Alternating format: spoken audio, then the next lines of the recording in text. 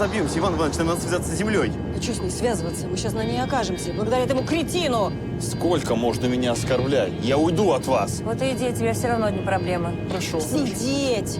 Нельзя его отпускать. Он сейчас пассажирам разболтает, они нас линчуют. Иван Иванович, мы теряем высоту, нужно что-то делать.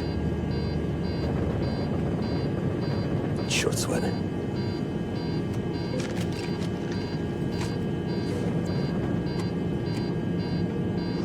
Алло, земля?